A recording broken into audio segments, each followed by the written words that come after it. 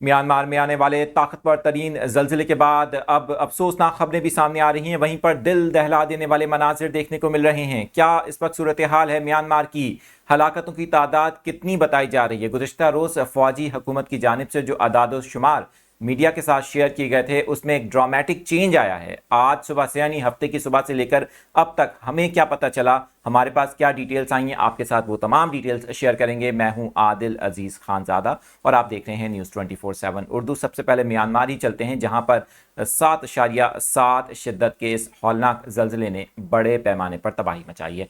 इस जल्जले के बाद आफ्टर शॉक्स का सिलसिला भी जारी है। आपको ये भी बता दें कि इस जल्जले से सबसे ज़्यादा जो तबाही हुई है वो बताया जा रहा है कि मंडले एक इलाका है यहाँ पर, क्योंकि इसका जो एपिसेंटर था, जो मरकज़ था ज़ल्ज़ले का, वो इस इलाके से काफ़ी करीब था, जहाँ पर कई इमारतें ज़मींबोस हो गई हैं।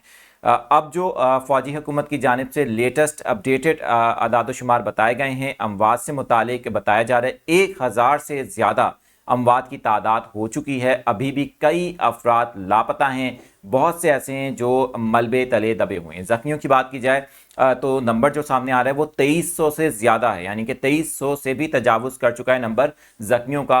और यहाँ पर ये बात बताना भी ज़रूरी है कि गुज़िश्ता रात से लेकर, जब क्योंकि ज़ाहिर है कि कल दोपहर जब ये ज़ल्ज़ला आया था जुम्मे की दोपहर को, तो उसके बाद से लेकर रात गए जब रेस्क्यू ऑपरेशन जारी रहा तो इंतहाई तकलीफ दे मनाजिर भी देखने को मिले, जब मलबे के नीचे से चीखों की, रोने की, बच्चों के रोने की आवाज़ें आईं। जो बहुत सी माएँ थीं वो काफ़ी ज़्यादा दुख में नज़र आईं और साथ ही वो अपने बच्चों की तलाश में दर बदर की ठोकरें भी खाती रहीं। और वहाँ पर जो बताया जा रहा है कि रेस्क्यू टीमें हैं उन्हें भी काफ़ी मुश्किलात का सामना करना पड़ा है। उसकी वजह ज़ाहिर है कि इमदादी कार्रवाइयाँ काफ़ी मुश्किलात का शिकार हैं। रोड्स टूटने की वजह से जगह जगह मलबा मौजूद है, उस मलबे को हटा के दूसरे इलाकों में जाने की भी कोशिश की जा रही है। बैंकॉक चलते हैं, क्योंकि इस तबाहकुन ज़ल्ज़ले की शिद्दत सिर्फ म्यांमार में नहीं बल्कि हमने देखा थाईलैंड जो पड़ोसी मुल्क है वहाँ भी महसूस की गई। बैंकॉक में हर चीज़ लरज उठी और खौफनाक मनाज़िर भी देखने को मिले। वहीं पर सबसे ज़्यादा जो अहम पहलू था वो ये कि जिसके ऊपर तमाम नज़रें इस वक्त लगी हुई हैं, बैंकॉक में एक ज़ेर तामीर इमारत चंद सेकंड्स में गिर गई थी और इस इमारत के गिर्द ज़ाहिर के बड़ी तादाद में लेबर मौजूद थी।